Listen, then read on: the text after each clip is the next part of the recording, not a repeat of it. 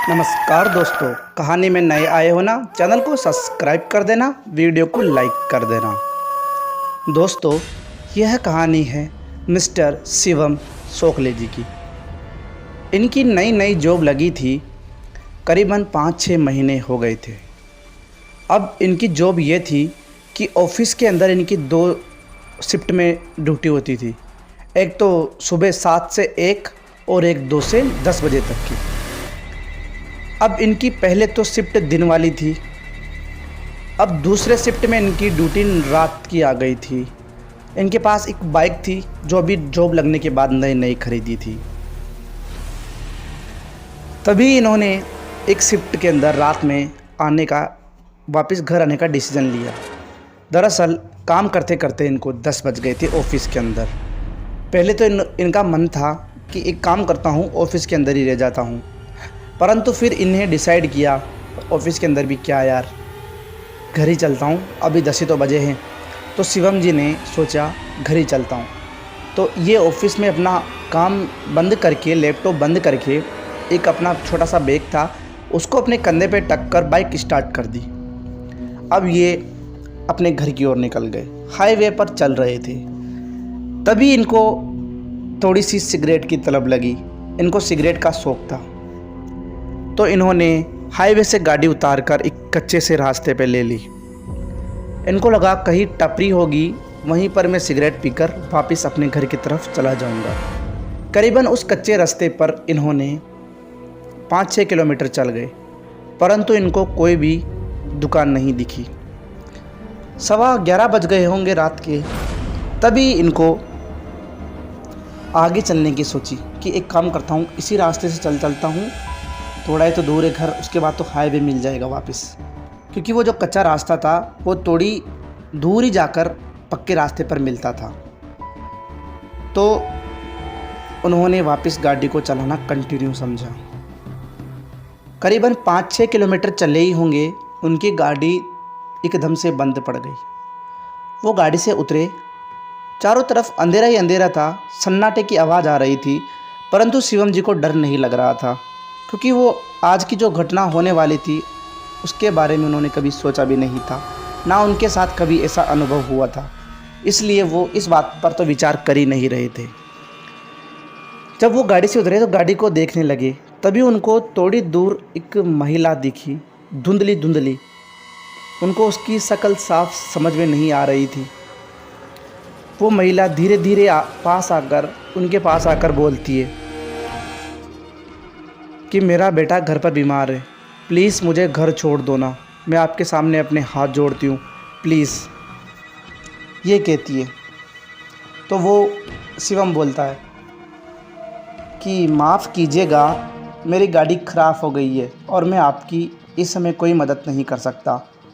तो शिवम ने गाड़ी पर वापस टिक लगाई बैठकर, तो वो गाड़ी एकदम से स्टार्ट हो गई। शिवम को मन ही मन बुरा लगा कि इनको लग रहा होगा कि मैं इनसे झूठ बोल रहा हूँ। तो फिर शिवम ने कहा चलो बैठिए, मैं आपको छोड़ता हूँ। तो वो महिला गाड़ी के ऊपर बैठ गई। बैठने के बाद शिवम ने पूछा कि आपका घर किधर है। उस महिला ने सामने की तरफ उंगली कर दी। चलो कोई बात नहीं। थोड़ी देर चले, उनको करीबन 30-40 मीटर पर एक महिला और दिखी, जिसने भी बिल्कुल जो अभी को महिला मिली थी, उसने हरी साड़ी पहन रखी थी। वैसी की वैसी वो हरी साड़ी पहनी एक महिला और थी। अब शिवम जी उसको लिफ्ट नहीं देना चाह, वो भी हाथ कर रही थी कि प्लीज़ मुझे बिठा लो, ऐसे हाथ कर रही थी वो। तो शिवम जी ये चाह रहे थे कि अब इस महिला को नहीं बिठाऊंगा, क्योंकि पहले ही मेरी गाड़ी पर कोई है। तो धीरे धीरे जब वो उस महिला के पास से गाड़ी गुजरने लगी तो उनकी गाड़ी एकदम से बंद हो गई। बंद होने के बाद ऐसा लग रहा था शिवम जी को कि इनकी गाड़ी ख़राब नहीं, किसी ने बंद की है। तो जब वो महिला उनके पास आती है और ये बोलती है कि प्लीज़ मुझे घर छोड़ दो, मेरा बच्चा बीमार है, मैं आपके सामने हाथ जोड़ती हूँ, तो शिवम जी का दिमाग ख़राब रहेगा, क्योंकि यही डिट्टो लाइन अभी पीछे जो महिला उनके पास बैठी है उसने ही बोली थी। जब उन्होंने उस महिला की तरफ देखा तो वो वही महिला थी जिसको अभी अभी शिवम जी ने बिठाया था, और वही कलर की साड़ी। शिवम जी ने जब अपनी गाड़ी के पीछे देखा तो उनकी गाड़ी पर कोई भी नहीं था। शिवम जी दंग रह गए। शिवम जी कुछ बोल भी ना पाए, वो कुछ समझ भी ना पाए। अब उनको लग रहा था तो सिर्फ डर, इतना डर कि बहुत भयानक।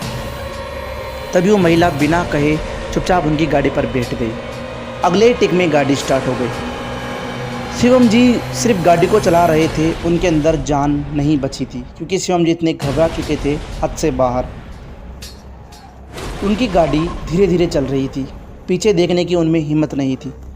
तभी थोड़ी देर बाद वापस उसी रास्ते पर वही महिला उनको सामने दिखाई देती है और गाड़ी उसके सामने जाकर बंद हो जाती है। वह महिला इस बार गुस्से में बोलती है, तुमसे एक काम नहीं होता? तुमसे कितनी बार कहा है मुझे मेरे घर छोड़ दो, मेरा बेटा बीमार है। अब तुम्हें ऐसे बोलती है गुस्से में आवाज़ में। ये आवाज़ सुनकर शिवम जी अपनी गाड़ी से गिर जाते हैं और इतने ज़ोर से चिल्लाते हैं, वो ज़ोर से चिल्लाते हैं और वो बोलते हैं कि प्लीज़ मुझे माफ़ कर दो, मैंने आपका क्या बिगाड़ा है, प्लीज़ प्लीज़। शिवम जी एक छलावा में फंस चुके थे, ऐसा छलावा जिनसे उनकी जान बचना मुश्किल ही नहीं थी।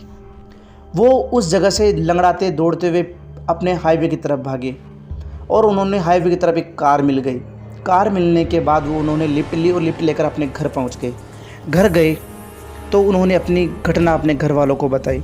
घर वालों ने सीधे गांव के पंडित जी थे उनके पास जाकर पहुंच गए। गांव के पंडित जी ने कहा कि अभी तक इसको मंदिर के अंदर ही रखना, इसको बाहर मत लेकर जाना क्योंकि वो महिला कुछ भी कर सकती है। फिर सुबह हुई तो उस गांव में पहुंचे तो पंडित जी ने पता लगा कि एक महिला थी जिसका बच्चा घर पर बीमार था और वो शहर आई थी और वो घर जा रही थी। घर जाते समय किसी ट्रक वाले ने उनको कुचल दिया और उनकी वहीं मौत हो गई। उनका बच्चा भी अब उनके घर पर ही तड़प तड़प कर मर गया। इसलिए वो महिला आपको दिखी थी, उसके साथ बहुत ही बुरा हुआ था। वो किसी भी हालत में शिवम जी के साथ उनके घर जाना चाहती थी, परंतु उसकी एक सीमा थी, वो उस सीमा को पार नहीं कर पा रही थी। वो एक बहुत ही बुरे छलावे में फंस चुके थे, परंतु पता नहीं किन्होंने उनकी जान बचाई। वो घर पर सलामत हो गए। परंतु शिवम जी जब भी इस बात का जिक्र अपने मन में ही करते हैं तो उनकी रूह कांप जाती है। दोस्तों, कहानी अच्छी लगी हो तो कहानी को लाइक कर दे, वीडियो को लाइक कर दे, मतलब चैनल को सब्सक्राइब कर दे। कहानी केवल मनोरंजन के लिए थी। मिलता हूँ आपसे अगली कहानी में, तब तक के लिए बाय बाय और अपना ध्यान रखना।